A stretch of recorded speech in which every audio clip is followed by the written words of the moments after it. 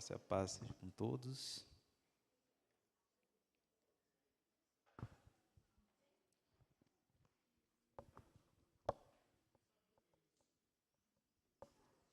Vamos dar sequência, então, na nossa EBD. Estamos estudando Teologia Bíblica do Novo Testamento e nós estamos ainda nos Evangelhos, né? Então, hoje nós vamos estudar os Evangelhos de Marcos e Lucas. Se você não acompanhou as outras aulas, a introdução sobre o Novo Testamento, nós temos no nosso canal do YouTube, eu dei uma aula sobre esse período interbíblico, né? Todo esse contexto, essa importância, né, do cenário, do contexto no qual Jesus vem, no qual é escrito os evangelhos, quais são escritos os evangelhos. Então nós falamos ali da plenitude dos tempos, né, do momento certo que Cristo vem, de todo o cenário, todo o contexto, quais eram as filosofias da época, quais eram as divisões políticas, os pensamentos no momento que Cristo chega.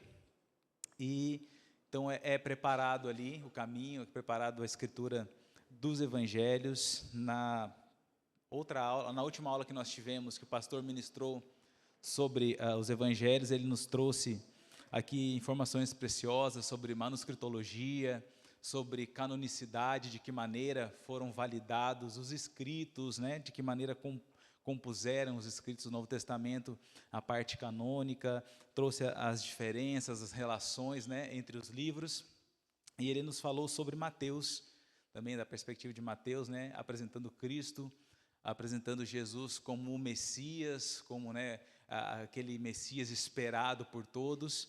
E hoje nós vamos falar então sobre Marcos e sobre Lucas, né? Então, Mateus, Marcos e Lucas, eles são evangelhos o quê? Sinóticos, né? O que é sinóticos?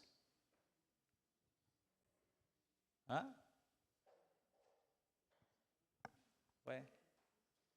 Pode falar. Semelhantes, né? Tem essa ideia da mesma visão, né? Eles têm a mesma... como assim, cada um dos escritores que estão escrevendo, os evangelistas, eles estão escrevendo sobre o mesmo assunto, por isso que nós vemos que um fala de uma maneira, outro fala de outra maneira, outro fala de outro modo, mas todos eles estão falando o mesmo assunto, né? Até na primeira aula eu trouxe um exemplo, que se nós estivéssemos aqui na igreja, eu fosse relatar a igreja como é, da minha visão eu veria bancos, relógio e uma galeria, né? E da visão de vocês relataria a igreja como um púlpito, cadeiras, instrumentos. Estamos falando do mesmo assunto, né? As diferenças que tem ali, elas se completam, não são diferenças, não são contraditórias, mas eles se completam entre si, trazendo uma harmonia perfeita sobre aquilo que todos eles estão escrevendo. Então, Mateus, Marcos e Lucas são chamados de sinóticos, então, por essa razão. Então, o Evangelho de Marcos, ele vai nos apresentar Jesus, então, como o servo, né? No Evangelho de Marcos, nós temos Jesus como servo. O autor do Evangelho de Marcos, né, nós não temos no texto menções, né, sobre quem é o autor. O Evangelho, assim como os outros, né, eles não identificam em nenhum trecho o seu autor, né, claramente dito ali. Então, nós temos a primeira referência a Marcos como escritor do Evangelho de Marcos. Nós temos de um dos pais da igreja chamado Papias, né? E Eusébio de Cesareia, que é um grande escritor. Se você se interessa por estudar a história da igreja, né, os pais da igreja, tem um livro muito bom que chama-se História Eclesiástica. História Eclesiástica de Eusébio de Cesareia. Ele vai contar detalhes ali, ele foi contemporâneo do apóstolo João, então era alguém que viveu naquele período, e os seus relatos são todos validados e confirmados, né, pela igreja, pela tradição oral, pela tradição escrita, pelos pais da igreja. Então, o primeiro a dar essa ênfase de que Marcos foi o escritor, então foi Papias, né? E Eusébio de Cesareia, também, na sua obra, que eu citei agora, a História Eclesiástica, ele cita o seguinte, a seguinte fala de Papias. Eu vou ler aqui. E o presbítero dizia isto: Marcos, que foi intérprete de Pedro, né, Marcos, ele foi intérprete de Pedro, ele trabalhou junto com Pedro, pôs por escrito, ainda que não com ordem, o quanto recordava do que o Senhor havia dito e feito, porque ele não tinha ouvido o Senhor, nem o havia seguido, mas, como disse a Pedro mais tarde, o qual transmitia seus ensinamentos segundo as necessidades, e não como quem faz uma composição das palavras do Senhor, mas de tal forma que Marcos em nada se enganou ao escrever. Nada se enganou ao escrever algumas coisas, tal como as recordava, e pôs toda a sua preocupação em uma só coisa, não descuidar nada de quanto havia ouvido, nem se enganar nisto o mínimo que fosse. Então, João Marcos, esse João Marcos aqui, ele era primo, né, de Barnabé. Então, nós vemos ele na primeira viagem com Paulo e com Barnabé, indo junto, nós podemos ver isso no livro de Atos. E então, Marcos estava junto com Paulo e com Barnabé. Então, nós vemos depois em Atos 13, né, que tem aquela questão, eles estão indo em viagem, aí Marcos, ele deixa, né, abandona ali Paulo e Barnabé, ele volta para trás. Isso vai mais tarde causar um atrito, né, entre Paulo e Barnabé, lá em Atos 15, que Barnabé quer levar Marcos e Paulo não queria levar ele também. Não se sabe o motivo exato, né, sobre o porquê Marcos deixou de acompanhá-los na viagem, mas há algumas especulações, mas são especulações, né? Então, nós vemos depois que isso foi resolvido, até mesmo lá em 2 Timóteo, capítulo 4, Paulo pede a Timóteo, trazei João Marcos, porque ele me é muito útil para o ministério. Então, esse é o Marcos que escreve então, esse evangelho. Então, realmente, Marcos se torna muito importante, depois eles acertam essa divergência deles. E qual seria o público para quem Marcos escreve o seu evangelho? Nós podemos ver que os melhores leitores ali possíveis de Marcos foram os romanos, porque eles tinham pouca relação com a tradição judaica e muita consideração pelo serviço e pelo sacrifício, né? E além disso, nós podemos ver vários latinismos, várias expressões no texto escrito por Marcos, né, que denotam que ele escreve isso já direcionado então a esse público romano. Então, Marcos, ele vai apresentar Jesus como o servo sofredor, né, como o servo sofredor de Deus. Qual é o propósito, então, de Marcos escrever o seu evangelho? Nós podemos ver que a linguagem de Marcos, né, ele é um dos menores evangelhos, ele é muito direto, o seu escrito ele já é um pouco mais rudimentar, não é tão rebuscado, não é tão profundo quanto Lucas, né? Mas nós vemos que a ênfase de Marcos ela é muito grande na questão evangelística, né? Ele quer incentivar, ele busca trazer algumas convicções para os seus leitores. Então, Marcos ele vai relatar Jesus sempre fazendo alguma coisa, sempre curando alguém, sempre indo para algum lugar, sempre indo para outro lugar. Marcos vai mostrar Jesus como esse servo que está sempre em movimento, sempre fazendo alguma coisa, sempre realizando alguma coisa, sempre operando milagres ali com poder, mas ele também relata muito bem o sofrimento e a morte. Então, o que Marcos quer que os seus leitores tenham gravado primordialmente nos seus corações? Ele quer gravar os seguintes princípios. Nós vamos ler primeiramente aqui Marcos 8. Pode trazer o microfone aqui na frente, Osmar? Pode deixar já no Lucas aqui?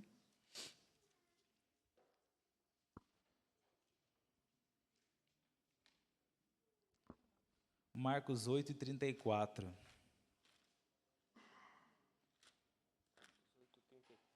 Marcos capítulo 8, verso 34.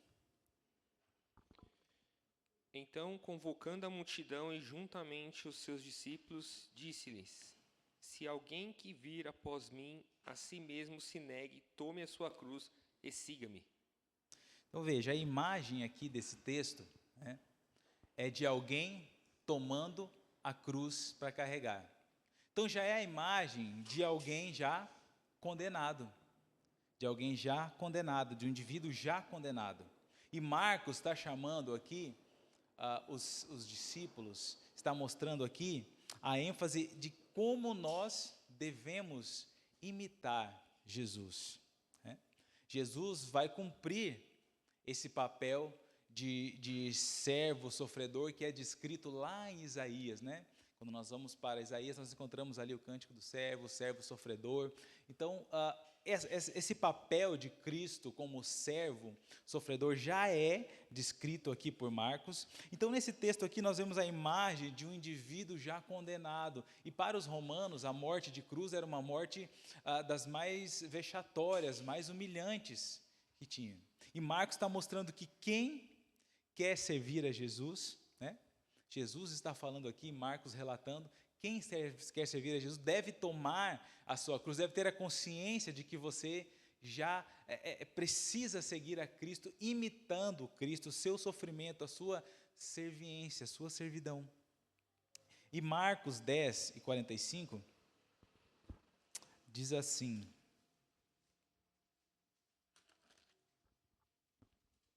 pois o próprio Filho do Homem não veio para ser servido, mas para servir e dar a sua vida em resgate por muitos. Então veja, Marcos quer dar essas impressões, quer gravar, deixar gravado no coração dos seus leitores, na mente dos seus leitores, essas impressões de que Cristo é o servo sofredor e que ele veio para servir e salvar. Veja, o Filho do Homem não veio para ser servido, mas para servir e dar a sua vida em resgate por todos, não, por muitos, né?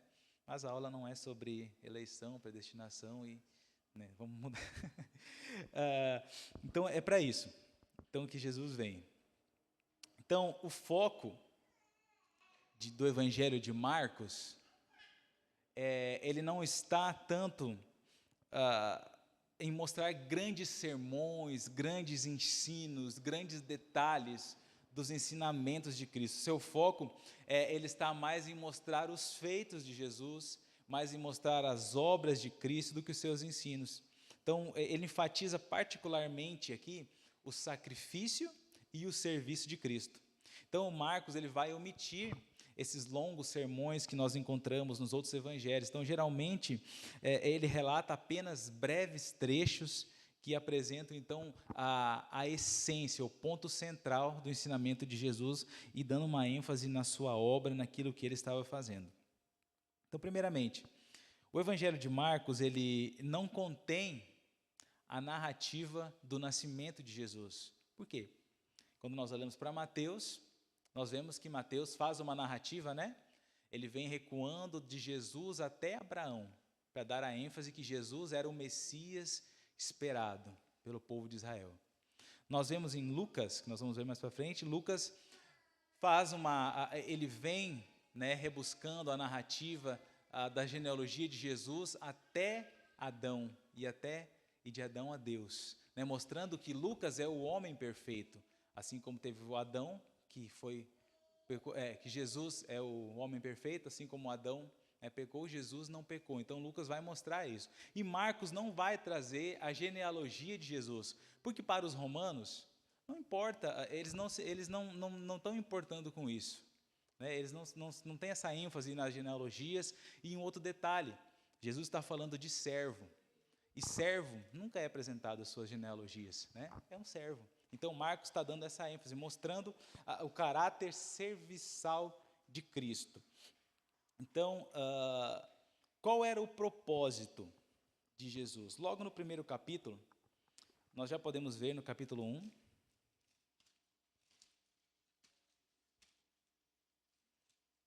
verso 38. Dali, pode ler. 1 e 38. Marcos capítulo 1, verso 38. Jesus, porém, lhe disse: Vamos a outros lugares, às povoações vizinhas, a fim de que eu pregue também ali, pois para isso é que eu vim. Então Jesus vai mostrar para que ele veio, para pregar. Então Marcos já vai logo de cara nos dar aqui qual é a missão, qual é o propósito de Cristo, pregar o Evangelho. Em Marcos 2:17, diz o seguinte: tendo Jesus ouvido isto, respondeu-lhes: os sãos não precisam de médico, e sim os doentes. Não vim chamar justos, e sim pecadores. Então Jesus veio para chamar os pecadores, para trazer a si os pecadores, resgatar os pecadores. Então veja os propósitos de Marcos ao apresentar aqui a Jesus: pregar, chamar pecadores. E Marcos 10:45, que nós já lemos, que ele não veio, né, para ser servido, mas para servir e dar a sua vida. Então veja, Marcos apresenta o propósito aqui da vinda de Cristo como servo. E Marcos, ele vai falar de Jesus em todo o tempo. Tirando aqui no começo que ele fala a narrativa aqui de João Batista, ele fala de Jesus do começo ao fim. Do começo ao fim. Então, em todo o tempo, Marcos vai estar falando sobre Cristo, sobre a obra de Cristo. Ele começa e termina o livro mostrando que a nossa tarefa também é anunciar a Cristo. Veja, nos versos 1 do capítulo 1, o verso 1 e 2 do capítulo 1. Pode ler, já está aqui o microfone, já está aberto, né? Princípio, verso 1 e o 2, do 1. Princípio do Evangelho de Jesus Cristo, Filho de Deus, conforme está escrito na profecia de Isaías: eis aí envio diante da tua face o meu mensageiro, o qual preparará o teu caminho. Então veja, já está aqui anunciando Cristo desde o começo. Essa ênfase, né, na tarefa de anunciar Cristo. João Batista aqui, né, anunciando o Cristo que viria. E quando nós vamos para o último capítulo, Marcos 16, os versos 19 e 20, encerra assim. Marcos 16, os versos 19 e 20. De fato, o Senhor Jesus, depois de lhes ter falado, foi recebido no céu e assentou-se à destra de Deus. E eles, tendo partido, pregaram em toda parte, cooperando com eles o Senhor, e confirmando a palavra por meio de sinais que se seguiam.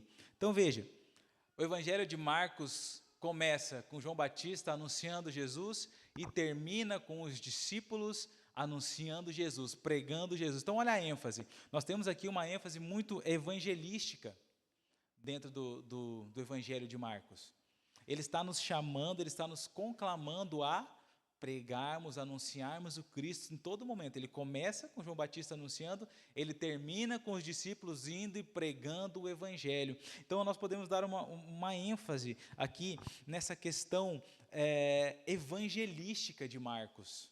O quão importante é o anúncio de Cristo, o quão importante é para nós como igreja termos bem claro para nós essa visão de que evangelizar, discipular, pregar, cooperar com missões é uma tarefa fundamental da igreja. Está totalmente ligado ao fato de sermos discípulos, ao fato de sermos seguidores de Cristo, essa ênfase em pregarmos o Evangelho. Então nós podemos separar aqui essa ênfase, né, no discipulado dentro do Evangelho de Marcos. Um relacionamento que nós podemos ver aqui entre o ministério de Jesus e os discípulos a todo momento, essa questão muito relacional deles, essa questão de Jesus ensinando, de eles estando ali em todo o tempo com Jesus, a todo momento ouvindo o que Jesus estava falando, aprendendo e vendo, né, a necessidade das pessoas, das multidões. Então nós podemos ver que Marcos dá para nós esse ponto forte aqui evangelístico. Então, e eu quero destacar alguns versos aqui que mostram isso para nós. Marcos 3. Anne, você pode ler Marcos 3? Os versos 13 ao 15.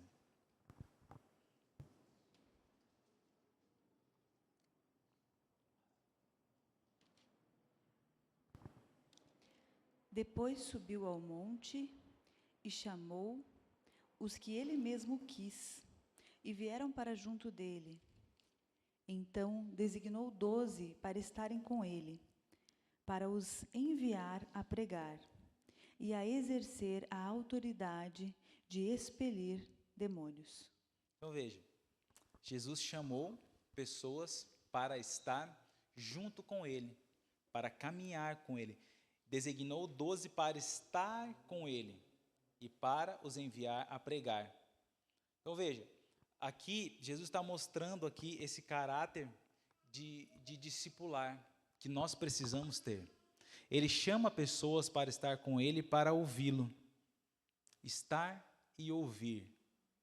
Outro verso, Marcos 8, 34 e 35. Pedi para minha sogra ler hoje.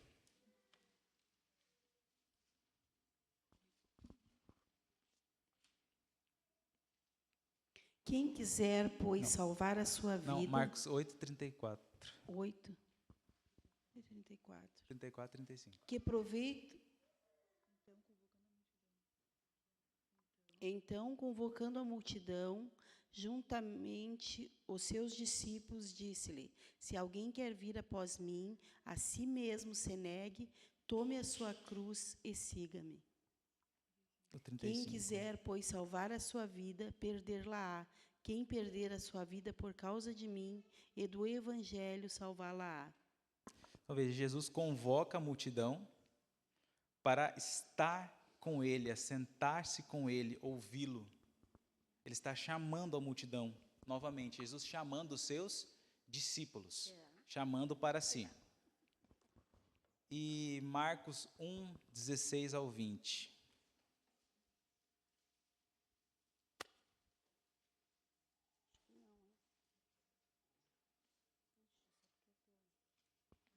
Será que sou eu? Silvinha, pode ler. Será que sou eu? Desculpa. Imagina. Caminhando junto ao mar da Galileia, viu os irmãos Simão e André, que lançavam rede ao mar, porque eram pescadores. Disse-lhe Jesus: vinde após mim, e eu vos farei pescadores de homens. Então, eles deixaram imediatamente as redes e o seguiram. Pouco mais adiante, viu Tiago, filho de Zebedeu, e João, seu irmão, que estavam no barco consertando as redes. E logo os chamou, deixando eles no barco a seu pai Zebedeu, com os empregados, seguiram após Jesus. Então veja, Jesus aqui chamando mais discípulos a ouvi-lo e a segui-lo. Então, quando nós olhamos para textos como esses aqui, em que Jesus chama pessoas, chama discípulos, se assenta com discípulos, para gastar tempo com discípulos, caminha, por onde Jesus se movia, ele se movia procurando alguém para chamar, né?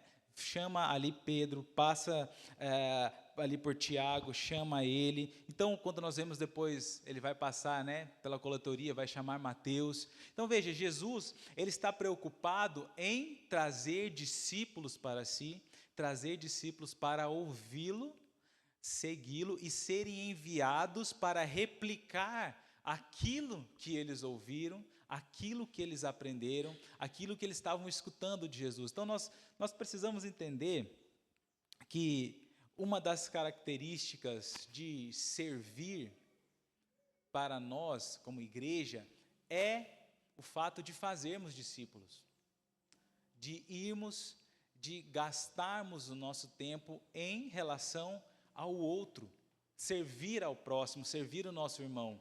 Às vezes, eu sei que não é fácil no nosso contexto, né? Você trabalha o dia todo, chega à tarde em casa, é aquela correria do trânsito, né?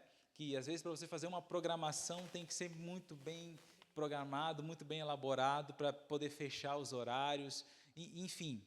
Tem as dificuldades da cidade grande, tem as dificuldades, né, de locomoção, mas nós precisamos entender que gastar tempo com pessoas é investir, é preparar pessoas, é o fato de prepararmos alguém para ser parecido com Cristo. E essa pessoa preparar outra pessoa. Então Jesus está mostrando aqui o seu caráter de servo, servindo pessoas, ensinando pessoas, gastando tempo com pessoas, ensinando lições importantes a pessoas, servindo. E isso deve estar bem claro para nós como igreja. Às vezes nós precisamos colocar os nossos interesses, muitas vezes o nosso conforto, né, de chegar em casa, ficar ali de boa, dar aquela descansada, aquela relaxada na mente, mas fazer uma ligação, procurar saber como está aquela pessoa que estamos discipulando, saber como estão os irmãos, como está o fulano, alguém que fez uma cirurgia ou que está enfermo, sabe? Esse caráter de servir ao nosso irmão. E nós devemos também sempre ser discipulados. Então, Jesus, ele mostra esse caráter aqui, discipulador, de servir ao próximo. E Marcos relata muito bem isso, está mostrando aqui como Cristo estava preocupado em formar discípulos. E, por vezes, os discípulos eles eram mostrados aqui como pessoas com o coração duro, ou que tinham falta de compreensão. Só que isso não pode comprometer o discipulado. Não pode. Você se encontrar com pessoas que você está ensinando, que você está ali gastando um tempo, essa pessoa por vezes vai ter as suas dificuldades, vai errar a rota, vai errar a direção, não vai compreender muito bem as coisas, aquilo que você está ensinando, aquilo que você está passando, mas isso não deve nos desanimar. E os discípulos eram assim, eram pessoas que muitas vezes não tinham a compreensão correta, o coração deles estava por vezes duro. É o que Marcos nos relata no capítulo 8, verso 14 e 21, eu vou pedir para a Ju ler. Marcos 8, dos versos 14 ao 21. O fermento dos fariseus e o de Herodes. Ora, aconteceu que eles se esqueceram de levar pães, e no barco não tinham consigo senão um só. Preveniu-lhes Jesus, dizendo: Vede e guardai-vos do fermento dos fariseus e do fermento de Herodes. E eles discorriam entre si: É que não temos pão. Jesus, percebendo-lhes, perguntou: Por que discorreis sobre o não teres pão? Ainda não considerastes nem compreendeste? Tendes o coração endurecido? Tendo olhos, não vedes, e tendo ouvidos, não ouvides? Não vos lembrais. Até o 18? Até o 21. De quando partiu os 5 pães para os 5.000? Quantos cestos cheios de pedaços recolhestes? Respondeu eles: 12. E de quando partiu os 7 pães para os 4.000? Quantos cestos cheios de pedaços recolhestes? Responderam: 7. Ao que lhes disse Jesus: Não compreendeis ainda? Então veja, Jesus está falando aqui, né? Perguntando se eles ainda tinham o coração endurecido, se eles ainda não tinham compreendido. Então veja, muitas vezes o desafio de você discipular alguém, de você ensinar alguém, é que essa pessoa você vai gastar o tempo, vai ensinar, vai dedicar tempo ali, e a pessoa vai voltar a cair no mesmo erro, ou não vai compreender aquilo que você está falando, vai, fazer exatamente ao contrário. Mas não se preocupe, porque nós somos assim também, né? A gente tem os nossos erros, nós temos os nossos erros. Às vezes nós sabemos o que devemos fazer e fazemos errado, né? Mas isso não deve nos desanimar da missão, da tarefa de servir, de ensinar, de ajudar, de discipular. Não é o coração duro daquela pessoa que estamos ensinando, que estamos discipulando, ou a falta, muitas vezes, de compreensão dela, que deve nos impedir de continuar essa missão de ensinar, de educar, de discipular, de servir. Mas nós temos que olhar para o ensinamento de Cristo tantas e tantas vezes, né?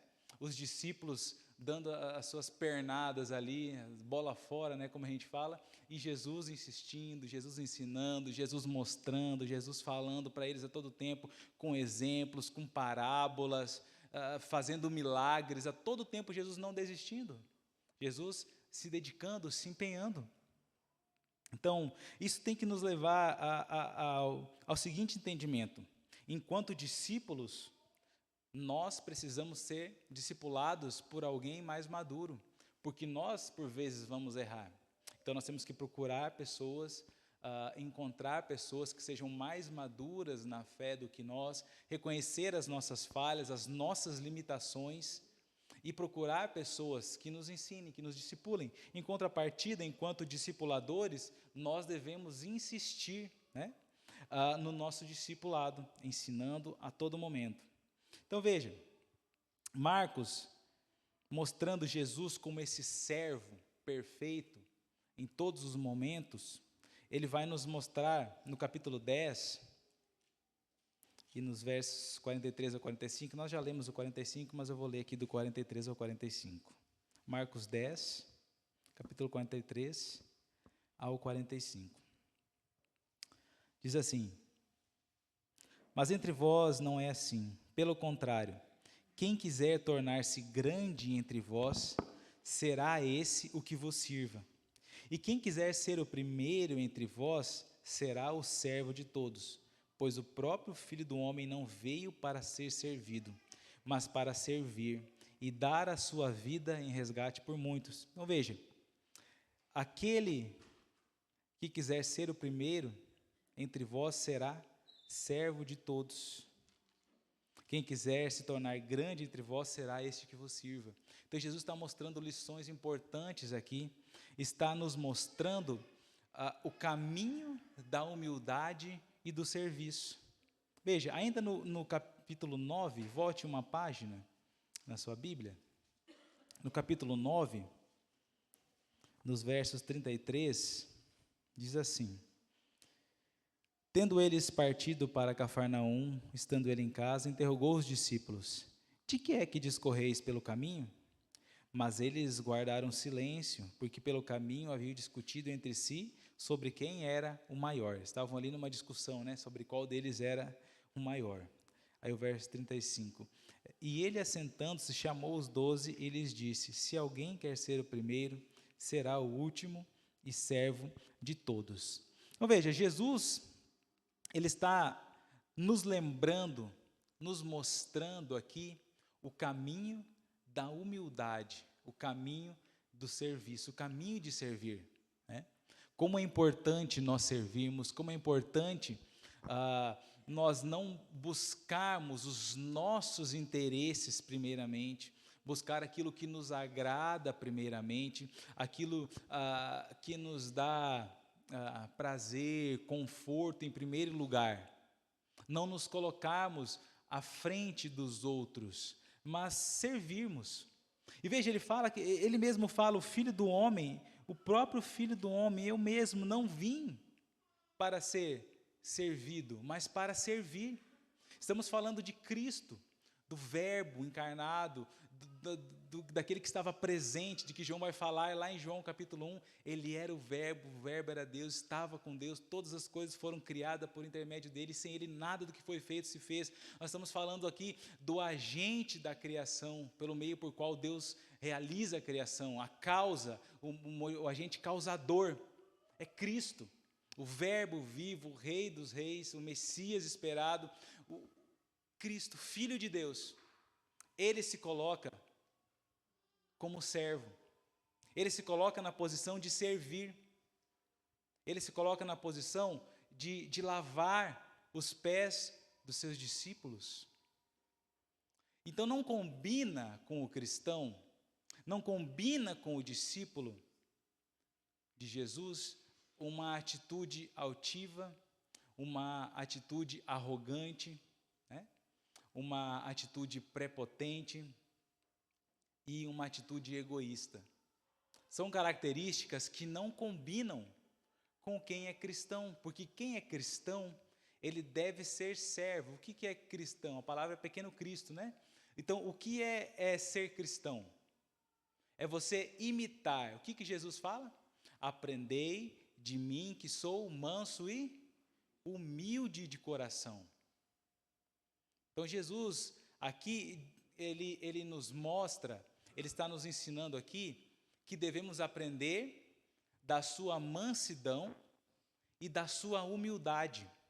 Jesus tem inúmeras características, inúmeros atributos, mas ele destaca aqui que nós devemos aprender da sua mansidão e da sua humildade. Essa é a característica de um servo. O servo, ele é humilde. O servo, ele serve. Ele está pronto a servir a todo momento. Se nós, como igreja, como corpo de Cristo, não estivermos com esse pensamento bem claro de que nós estamos aqui para servir, para realizar como servos de Cristo, nós não estamos entendendo o propósito de ser cristão. Não estamos entendendo o propósito de imitar Cristo, que é servir. E Cristo serve como servo sofredor, que é predito lá em Isaías. Fala.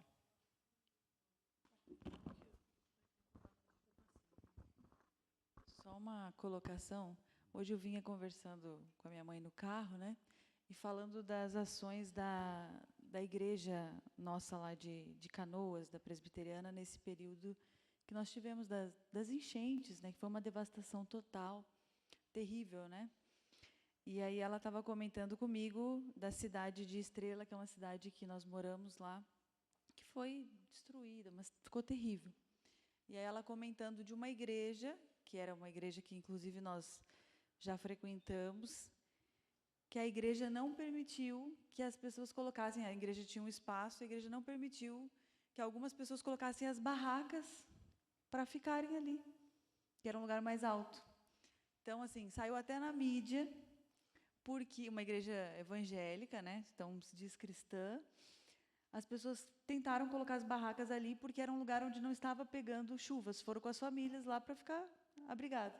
E a igreja foi lá e meio que expulsou as pessoas, não pode ficar aqui, que aqui é o espaço da igreja. Mas não tinha nada, não tinha ninguém em si ali. Uma igreja que era para estar servindo, né? E aí nós vimos nada mais correto do que o que foi feito lá na nossa igreja. A igreja fechou, serviu todo o espaço para guardar mantimentos, roupas e estar fazendo a obra que era para ser feita, a obra social. Mas uma igreja que falhou miseravelmente num momento de maior necessidade, que devia estar servindo as pessoas, não era nem deveria estar atendendo as pessoas, mas ali era só ceder o espaço. Então, assim, saiu até numa mídia, nem sei depois como que ficou, mas assim, foi feio, ainda leva uma mácula do evangelho, né? Porque é todo mundo junto. Mas a igreja não querer ceder o espaço, né? Então fica muito feio. Ainda mais sem falar que ali era uma igreja onde até o terreno tinha sido doado antes pela prefeitura, então não poder dar nenhum espaço para as pessoas se abrigarem, né? É importante entender esse papel da igreja para servir, né? Servir a comunidade também. Cristo, então, ele cumpre esse papel como servo e ele veio para cumprir a vontade do seu Pai. Em tudo que Deus planejou, tudo que Deus, o plano, né, da salvação elaborado por Deus desde a eternidade, né, da eleição, da predestinação, Cristo vem, então, como agente agora, cumpridor do plano e do propósito de Deus, sendo servo, fazendo a vontade do Pai, cumprindo a vontade do Pai, fazendo aquilo que o Pai havia ordenado que ele fizesse. Então nós vemos esse claro exemplo de obediência, de servidão em Cristo. Então o Evangelho de Marcos, ele nos mostra essa característica serviçal, essa característica de servo, de alguém que está preocupado com a situação das pessoas, dos discípulos, alguém que está sempre curando, que está chamando pessoas, que está discipulando pessoas, ensinando pessoas. Marcos nos mostra essa característica de Cristo, né? Então, nós vemos essa importância de nós lermos o Evangelho de Marcos e entendermos a necessidade de anunciarmos Cristo, de pregarmos Cristo, de fazermos discípulos, e a importância de nós entendermos o nosso chamado como servos, entender esse chamado da igreja de Cristo como corpo de Cristo em servidão, né? Servidão no caso de servir, né? Acho que eu não coloquei a palavra certa, mas vocês entenderam, né? Não é serviçais, não, bom, deixa para lá. Eu quero fazer algumas perguntas aqui em relação a essa parte que nós falamos do Evangelho de Marcos. Vamos ver quem pode responder para nós. Como igreja, né, como comunidade de Cristo, como podemos aplicar o exemplo de serviço de Jesus em nossas vidas diárias e na comunidade da igreja? Então, vamos lá, algum corajoso para responder. De que maneira nós podemos aplicar aqui, pegando o exemplo de Cristo, o exemplo de Jesus, de serviço, né? Como nós podemos aplicar isso na nossa vida diária e na vida da igreja? Vai responder?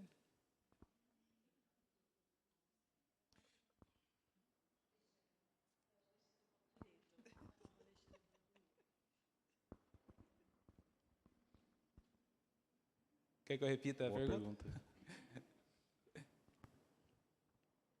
Olha, acho que eu vou pegar um ensinamento em que a gente escuta muitas vezes no meio mais ortodoxo, mais protestante, de que se você se presta a executar um serviço, uma obra da melhor forma possível, com o menor custo possível, entregando aquilo de uma forma com que você possa beneficiar ao próximo também, você está executando essa obra. Seja pelo meio do seu trabalho, ao caminhar, ao voltar, quando você vê a necessidade de alguém ou algo que seja necessário ser executado e você não se omite a isso, você está executando essa obra. Pode ser uma pessoa, um pedinte, pode ser uma pessoa que às vezes está com uma dificuldade, como eu lembro quando era criança, que uma vez eu ajudei uma velhinha a levar uma sacola de mercado. Era o que eu podia fazer ali naquele momento, sabe? Coisas pequenas, mas que demonstram o seu amor pela humanidade, como Jesus também demonstrou esse amor dele por nós, ao vir e se oferecer e executar aquilo que não é. Eu sei que nós como seres humanos, a gente só pode executar coisas físicas. E através dessas coisas físicas transmitir verdades espirituais, né? E sem a demonstração correta, piedosa do ser humano, da forma correta, assim, não exagerada, porque às vezes tem aquele que é o fariseu dito que está ali apenas para se mostrar, né? Exatamente, ele já recebeu os aplausos dele da humanidade. Eu acho que seria uma forma bem honesta e bem justa de cumprir esse papel. Não sei se era essa a resposta que eu esperava. Muito bom. Só complementar o que o irmão falou, e eu acho que, além de tudo isso que ele falou, acho que a gente precisa realmente demonstrar naquela oportunidade, seja para quem for e a forma que for, seja até carregar uma sacola de uma velhinha, realmente o Cristo que servimos e por que estamos fazendo aquilo. Cristo, em todas as suas andanças no Evangelho de Marcos e todas as suas ações, ele nunca deixou de perder a oportunidade de pregar a palavra dele, seja em qual for a ação dele. Porque aí, sim, você está realmente, como o título diz ali, Jesus o servo, né? Então, o servo era servir, mas servir como? Apresentando o real, verdadeiro e motivo evangelho que está te fazendo, te motivando a servir. E nessa questão de ser exemplo, de dar exemplo, deixa eu contar uma coisa rapidinho aqui para nós trocar o microfone. Para nós encerrarmos essa parte. Dias desses eu fui buscar o Miguel no metrô, né? Eu sempre vou buscar ele lá no Jabaquara, então ele vem da escola de metrô e eu busco ele. E aí fui buscar ele lá embaixo no metrô e quando nós estávamos subindo, vinha uma mulher com uma sacola muito grande, né? E ela ia subir toda a escadaria, eu vi que ela estava, né, com dificuldade, aí eu pensei, oportunidade de ajudar e e te dar um exemplo aqui para o Miguel, né? Aí eu peguei a sacola, moça, posso carregar para você até lá em cima? E carreguei, né, a sacola para ela até lá em cima da escada. Outro dia eu fui buscar o Miguel, vários dias, aí observei que vinha uma senhora também, com 2 sacolas, né, uma mala e uma sacola, pesada, né, era uma senhorinha já, e subindo com dificuldade a escada. Aí eu fiquei observando para ver o que ele ia fazer, né. Aí ele olhou assim, pegou, falou, senhora, eu posso ajudar a senhora a carregar a sacola até lá em cima? Aí ele, né, pegou e carregou até lá em cima, né, a sacola. Então veja, como essa importância do exemplo, né, servir como exemplo, que o Alexandre falou aqui, né, no nosso trabalho, aquilo que nós fazemos, demonstra o caráter de servo, o caráter de Cristo nas nossas vidas, porque Cristo, ele deu o exemplo como servo, né?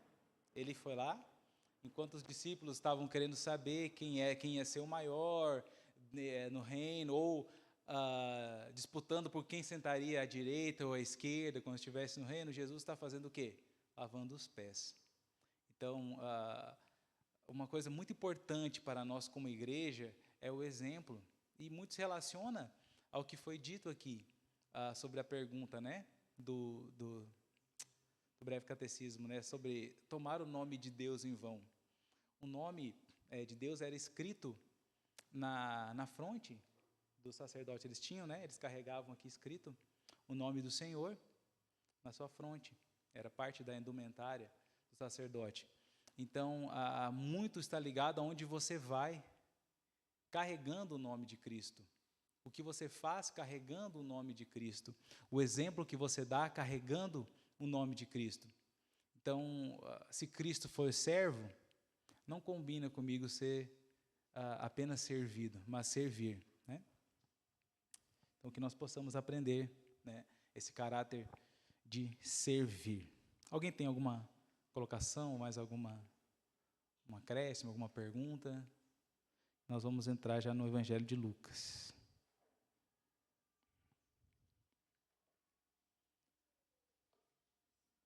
Então, o Evangelho de Lucas, ele vai apresentar Jesus, ele vai apresentar Jesus como o homem perfeito. O Evangelho de Lucas retrata Cristo como homem perfeito.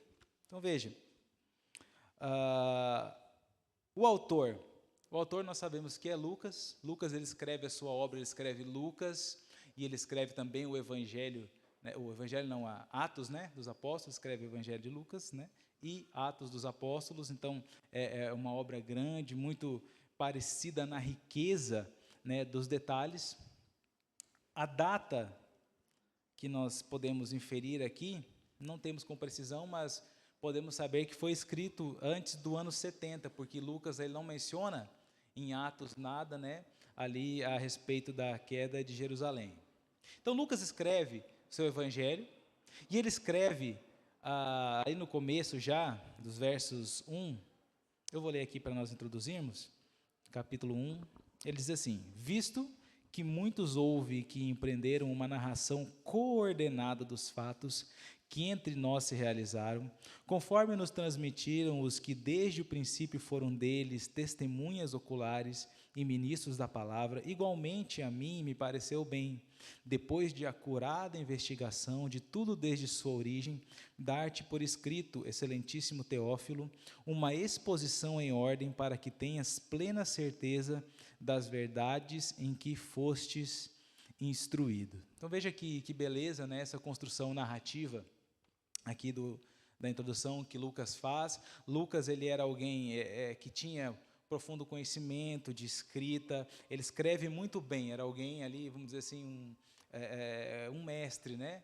Vamos dizer assim, uma pegada acadêmica, né, do seu escrito, muito bem produzido, até muito se assemelha com o grego clássico, né? Então a gente vê esse tom de Lucas aqui escrevendo muito bem, com detalhes, mostrando aqui que ele está escrevendo a sua carta a um homem chamado Teófilo, né? Alguns falam que pelo nome de Teófilo significar amigo, né? Theos, Deus, e Philos, amigo. Então dá essa ideia que está escrevendo a alguém, mas colocando amigo de Deus como, né, endereçado, mas tudo leva a crer, porque pelo contexto que era alguém, né, chamado Teófilo, ou alguém que não queria revelar o seu nome, e ele, né, escreve Teófilo ali para, né, endereçar a carta. Então, era possivelmente alguém novo convertido, de fala grega, da comunidade grega, né? Era alguém novo convertido, porque ele diz o seguinte: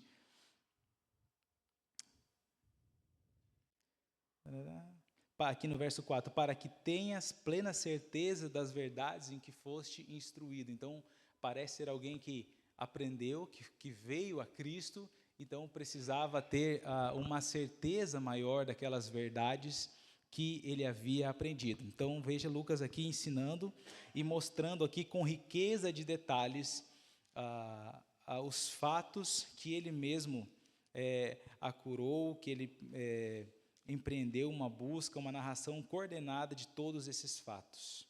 Então, Lucas escreve com esse estilo mais acadêmico, mais letrado, e é um evangelho muito rico, cheio de detalhes.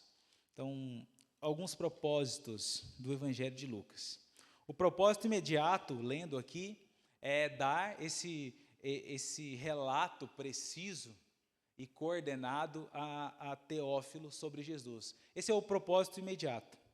O propósito intermediário, né, do evangelho de Lucas é instruir, fortalecer a fé dos crentes que estavam vindo a Cristo, especialmente os gentios, ou aqueles que já tinham vindo a Cristo, né? E que estavam se congregando a Cristo ali no mundo romano de fala grega, né? De fala grega. Então, nós vemos até mesmo Orígenes, que foi um dos pais da igreja, ele afirmando que Lucas foi escrito por amor aos conversos gentílicos, por amor aos novos convertidos gentios, né? Aqueles de fala de língua grega. E o propósito último do evangelho de Lucas é alcançar todas as nações. Então, veja, a Teófilo, mas a igreja, mas a todas as nações. Então, veja esse ciclo aqui, né, para um que alcançou todos, né, para todas as pessoas. Então, a ênfase de Lucas é apresentar Jesus como o homem perfeito. Então, quando nós vimos que Mateus começa, né, a sua genealogia com Abraão, apontando para Jesus como o Messias esperado, como rei esperado, Lucas, ele vai até Adão para mostrar que Adão não foi um homem perfeito, caiu, pecou, mas que Cristo agora sim é o homem perfeito, sem pecados, impecável. Então, Lucas nos dá esses acurados detalhes. Lucas fala sobre o nascimento de Cristo, sobre a sua vida. Ele até chega a dar alguns relatos ali sobre, né, a infância de Jesus. Aos 12 anos, o menino crescia, se fortalecia em graça, em conhecimento. Então, Lucas, ele procura dar detalhes que os outros evangelhos não dão. Ele é mais detalhista, ele vai mais a fundo nas suas pesquisas e traz para nós essa riqueza aqui, que é o evangelho segundo Lucas. Então, ele traz detalhes da concepção de Jesus, detalhes da concepção de João Batista, que estava ali naquele evento, né, relacionado entre os dois. Ele traz esses detalhes da infância de Jesus. E nós temos alguns temas centrais dentro do Evangelho de Lucas que eu quero destacar. Primeiro, o cumprimento das promessas de Deus. O microfone está, Gisele. Então, você pode ler Lucas 3, do 4 ao 6, e o Denis do 4, o Lucas 4, 18 e 19, depois. Então, Lucas 3, 4 e 6, e depois Lucas 4, 18 e 19. Conforme está escrito no livro das palavras do profeta Isaías: Voz do que clama no deserto, preparai o caminho do Senhor, endireitai as suas veredas. Todo vale será aterrado e nivelado, todos os montes e outeiros, os caminhos tortuosos serão retificados, e os escabrosos aplanados, e toda a carne verá a salvação de Deus. Então veja aqui, Lucas trazendo esse caráter profético. Agora Lucas 4, 18 e 19. O Espírito do Senhor está sobre mim, pelo que me ungiu para evangelizar os pobres. Enviou-me para proclamar a libertação aos cativos e restauração da vista aos cegos, para pôr em liberdade os oprimidos e apregoar o ano aceitável do Senhor. Então veja, Lucas aqui está trazendo características, profecias, né, que são relatadas lá em Isaías 42, sobre o Cristo que viria. Então Lucas está falando aqui do cumprimento dessas promessas, mostrando Cristo como o cumprimento dessas promessas, como o homem perfeito. Por que homem perfeito? Nós sabemos que há um período ali, né, de uma grande infusão de filosofias, dos filósofos epicureus, estoicos, o ceticismo, o pirronismo. Eram várias correntes filosóficas que tinham naquele momento ali, em que Jesus chega agora para exercer o seu ministério. Nós vimos isso lá na introdução, que o pensamento era todo voltado para o homem, para a política, agora principalmente com os romanos, né? Aquela ênfase na política, a ênfase no homem. Então, Lucas vai mostrar que Jesus era esse homem, mas era um homem perfeito, né? Porque para o pensamento grego, o homem não podia ser perfeito, porque a carne, né, a matéria é má, né? O espírito é bom, mas a matéria é má. Esse era um pensamento que ia começando a ser muito difundido naquela época. Então, veja, Lucas mostrando aqui que Jesus é o homem perfeito. Nós vamos ver isso aqui no decorrer das leituras que vamos fazer. Então, Lucas vai apresentar Cristo como um profeta esperado. Olha aqui, o Evangelho de Lucas, capítulo 4, do 16 ao 21. Nós lemos parte dele aqui já, né, o Denis leu, mostrando que Jesus era esse profeta que era esperado. Eles estavam aguardando o Messias, aguardando a vida de um Messias. Ele esperava alguém, né, muito poderoso, alguém muito grande, alguém imponente, com grande poderio militar, com grande articulação política, mas vem Jesus com falas, né, mansas, suaves, com ensinamentos brandos, né, mostrando quem era o homem, mostrando, né, quem era Deus, trazendo uma nova abordagem para a condição humana. Então, Lucas apresenta Jesus como profeta esperado, vai apresentar Jesus como Filho de Deus. Capítulo 22 e o verso 70.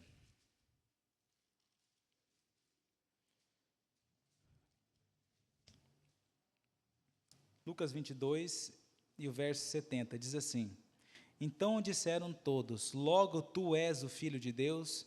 E ele respondeu: Vós dizeis que eu sou. Então, Lucas está apresentando Jesus como um profeta esperado, como Filho de Deus, e também vai apresentar Jesus como o novo Adão. E nós voltamos lá para Lucas 3, verso 38. Quando ele faz ali a genealogia de Jesus, né? Lucas escreve aqui toda a genealogia. Ele vem no verso 38 dizendo assim: Cainã, filho de Enos, Enos, filho de Sete, e este filho de Adão, filho de Deus. Então, Lucas já vem trazendo Jesus como o novo Adão, como o homem perfeito, aquele que não peca, né, aquele que não vai pecar. Então, ele apresenta para nós os cumprimentos das promessas de Deus relacionadas a Cristo, a pessoa de Cristo, né? Promessas essas descritas, né, no Antigo Testamento e muito particularmente ali no livro do profeta Isaías. Então ele apresenta Jesus como o cumprimento das promessas de Deus. Ele apresenta Jesus como o profeta que era esperado, como o Filho de Deus e como um novo Adão. Lucas também vai chamar a nossa atenção para uma intensa atividade do Espírito Santo aqui no seu Evangelho. São vários textos aqui, vamos ler alguns, mas tem muitos textos realmente que nos mostram isso. Você pode ler, David? Lucas, no capítulo 1, o verso 15, depois o verso 35 e depois o verso 67. 1, aí o 15, 35 e 67. Pois ele será grande diante do Senhor, Não beberá vinho, nem bebida forte, e será cheio do Espírito Santo, já do ventre materno. 35. Respondeu-lhe o anjo: descerá sobre ti o Espírito Santo, e o poder do Altíssimo te envolverá com toda a sua sombra. Por isso, também o ente santo que há de nascer será chamado Filho de Deus. E o 67. Zacarias, seu pai, cheio do Espírito Santo, profetizou, dizendo: Bendito seja o Senhor, Deus de Israel, porque visitou e redimiu o seu povo. Veja, ainda nós temos aqui em Lucas 2, 25 ao 27. Havia em Jerusalém um homem chamado Simeão, homem este justo e piedoso, que esperava a consolação de Israel, e o Espírito Santo estava sobre ele. Revelara-lhe o Espírito Santo que não passaria pela morte antes de ver o Cristo do Senhor. Movido pelo Espírito, foi ao templo, e quando os pais trouxeram o menino Jesus para fazerem com ele o que a lei ordenava, Simeão tomou-o nos braços, louvou a Deus, dizendo: agora o Senhor pode despedir em paz teu servo, segundo a tua palavra, porque os meus olhos já viram a tua salvação. E nós vamos ter vários textos que vão mostrar, né? Nós temos o batismo de Jesus, que o Espírito Santo desce sobre Jesus como forma corpórea. Nós temos ali a representação da Trindade, né? Nós vamos ter relatos de Jesus sendo conduzido pelo Espírito ao deserto. Então nós temos uma intensa ação do Espírito Santo dentro do livro de Lucas, que ele vai nos mostrar aqui a ação, né, do Espírito Santo através da chegada de Jesus. Jesus traz consigo, né, essa ação agora mais contundente. Não que o Espírito Santo não agia no Antigo Testamento, nós temos ali diversos textos, né, que falam da ação do Espírito Santo no Antigo Testamento, mas agora nós já vemos o Espírito Santo já se relacionando, direcionando essa ação, apontando para Jesus.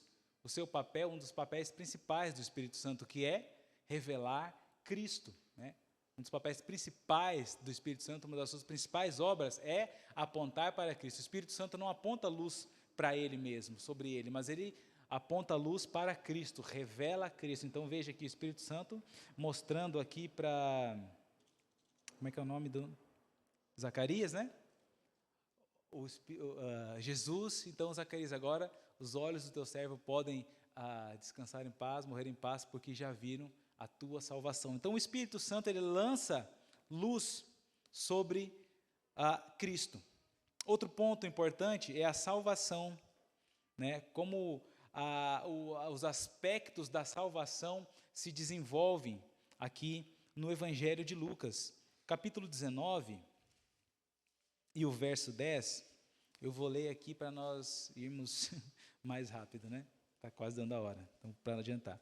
19 e 10, diz assim: porque o Filho do Homem veio buscar e salvar o perdido. Então, o foco na salvação, salvar e buscar aqueles que estavam perdidos. Isso já vai começar a apontar para uma salvação que não estava relacionada diretamente ao judeu, ao israelita, mas a todos aqueles que estavam perdidos. Isso fica bem claro, e nós podemos ter um conceito aqui de universalidade da salvação, não no sentido de que a salvação é universal, né? Mas na extensão da salvação, no sentido da extensão da salvação, que ela agora deixa, Lucas mostra aqui que ela não é mais apenas para os judeus, para os israelitas, mas que ela está aberta a todos os povos, aos gentios. E nós vemos isso claramente no capítulo 4 do Evangelho de Lucas, e nos versos 25 ao 27. Lucas 4, 25 ao 27, que diz assim: na verdade, vos digo que muitas viúvas havia em Israel no tempo de Elias, quando o céu se fechou por 3 anos e 6 meses, reinando grande fome em toda a terra, e nenhuma delas foi Elias enviado, senão a uma viúva de Sarepta, de Sidom, que não era então do povo ali de Israel, né? Havia também, no verso 27, muitos leprosos em Israel, nos dias do profeta Eliseu, e nenhum deles foi purificado, senão Naamã, o Sírio. Então veja, Lucas está mostrando aqui os aspectos da salvação, né, que agora ela não é pertencente apenas aos judeus, mas ela é estendida aos gentios. E nós vemos muito Lucas escrevendo isso, porque Lucas andava com quem? Com quem que Lucas andava? Hã? Com Paulo, né? E Paulo é o apóstolo dos gentios. Então nós vemos aqui Lucas já relatando muito essa questão dos gentios, trazendo essa ênfase aqui de que Cristo, né, agora estende a salvação não somente ao povo de Israel como eles entendiam, né, como o judeu entendia que a salvação pertencia somente a ele. Paulo vai escrever sobre isso depois, Romanos. Então, nós vemos muitos outros textos que apontam para isso. O filho pródigo, né, o filho, né, que sai e o irmão mais velho que está em casa ali, que fica brabo quando o filho retorna para casa. Nós temos o fariseu e o publicano, né? O fariseu estava ali se arrogando, né? E o publicano ser propício a mim. Então Jesus fala, qual desses que desceu justificado, né? Foi o publicano e não o fariseu. Nós temos os leprosos, né? Que foram curados aqueles leprosos, e somente um voltou para agradecer, que era um samaritano. Então veja a ênfase na extensão da salvação. Jesus agora vem para salvar a todos, né? Um ponto que eu acho muito importante destacar aqui no Evangelho de Lucas, que é a ênfase na vida de oração de Jesus. Isso eu acho muito interessante como Lucas destaca, tem muitos textos, eu separei alguns aqui, vou ler rapidamente para nós darmos uma olhada para esse ponto. Lucas capítulo 3, o verso 21. E aconteceu que, ao ser todo o povo batizado, também o foi Jesus, e estando ele a orar, o céu se abriu. Os outros evangelhos relatam esse texto aqui, relatam esse mesmo evento aqui, mas somente Lucas dá a ênfase de que Jesus estava orando quando isso aconteceu. Nos outros você não vai achar isso. Lucas está mostrando aqui a importância da oração. Lucas 3, 21. Lucas 5, capítulo 5, do verso 15 ao 17, ele diz assim: porém, o que se dizia a seu respeito cada vez mais se divulgava, e grandes multidões afluíam para o ouvirem, serem curadas de suas enfermidades. Ele, porém, se retirava para lugares solitários e orava. Então, veja. Ora, aconteceu que num daqueles dias estava ele ensinando e achavam-se ali assentados os fariseus e mestres da lei, vindo de todas as aldeias da Galiléia, da Judéia e de Jerusalém, e o poder do Senhor estava com ele para curar. Então veja o poder relacionado à oração. Jesus está mostrando isso aqui, né? Lucas mostra que Jesus estava orando e em seguida ele sai cheio de poder para curar. Está dando a ênfase aqui na oração. Lucas 6, versos 12 e 13. Naqueles dias retirou-se para o monte a fim de orar, e passou a noite orando a Deus. E quando amanheceu, chamou a si os seus discípulos, escolheu 12 dentre eles, aos quais deu também o nome dos apóstolos. Veja, Jesus estava para chamar os seus discípulos, para tomar uma decisão muito importante, para chamar os seus discípulos. O que ele foi fazer? Foi pesquisar o currículo dos apóstolos no LinkedIn? Não, né? Ele foi o quê? Foi orar. Ele foi orar a Deus. E ele não foi orar a Deus 10, 15 minutos. Ele fez o quê? Ele passou a noite orando. A noite toda em oração, o próprio Jesus. Lucas 9 e 18.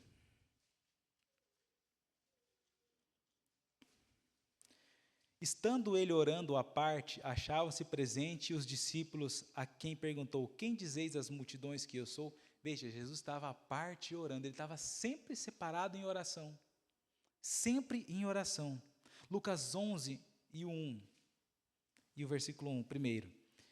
De uma feita estava Jesus orando em certo lugar. Quando terminou, um dos seus discípulos lhe pediu: Senhor, ensina-nos a orar, como também João ensinou aos seus discípulos. Então veja, Jesus estava orando, e o fato de ele estar orando ali, estimulava os seus discípulos também a querer estar em oração, a quererem orar, a estar em oração também. Então veja, nós olhamos aqui, Jesus está sempre orando. E essa é uma característica, para mim, de um homem perfeito. Que o homem perfeito é aquele que depende do ser perfeito de Deus. Cristo nos ensina isso. Ele era Deus, Ele era Jesus, Ele era o Senhor. E ainda assim Ele nos mostra a importância da oração para tudo aquilo que nós vamos fazer. Todo momento, parece que Lucas está mostrando assim, os discípulos foram fazer alguma coisa e Jesus estava orando. Estava acontecendo alguma coisa e Jesus estava orando. Alguém estava enfermo e Jesus estava orando. Tinha que tomar uma decisão, Jesus estava orando. A todo momento Jesus estava em oração. Isso tem que ser algo importante, porque está muito destacado. Que tem mais versos aqui que nos mostram essa ênfase na oração, mas o tempo não é suficiente para nós discorrermos sobre tudo. Então veja a importância. Agora, Lucas, ele mostra Jesus como esse homem perfeito, esse novo Adão agora impecável, sem influência do pecado, vindo como o cumpridor da promessa de Deus, vindo como o profeta perfeito, como o sacerdote perfeito, vindo até nós como o Filho de Deus enviado. E o que o Filho de Deus faz? Ele ora a todo momento. Nós somos convocados a isso, nós somos chamados a isso.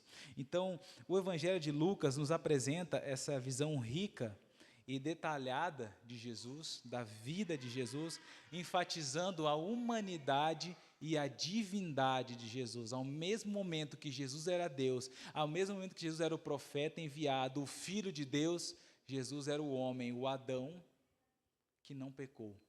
Então, Lucas nos traz essa riqueza com muitos detalhes. O maior aqui dos evangelhos em detalhes, com riqueza, com profundidade de explicações aqui sobre a vida de Jesus. Isso chama a nossa atenção para a oração, irmãos. Nós precisamos orar mais. Nós estamos orando pouco. E eu sei que nós estamos orando pouco, porque nós oramos pouco.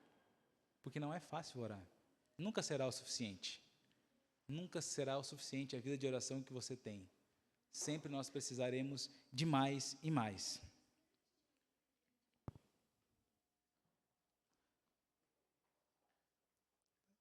Que horas são?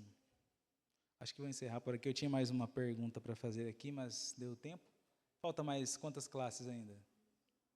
3? Então deixa eu fazer uma pergunta aqui, das que eu separei.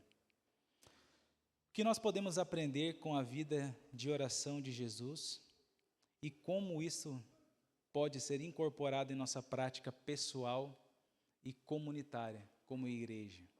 Então, deixa eu fazer novamente a pergunta. O que podemos aprender com a vida de oração de Jesus e como isso pode ser incorporado em nossa prática pessoal e comunitária? Como pode ou como deve ser incorporado na nossa prática pessoal? Quem vai responder? Quem quer fazer um comentário, um acréscimo? William, você está ainda? Você quer, né?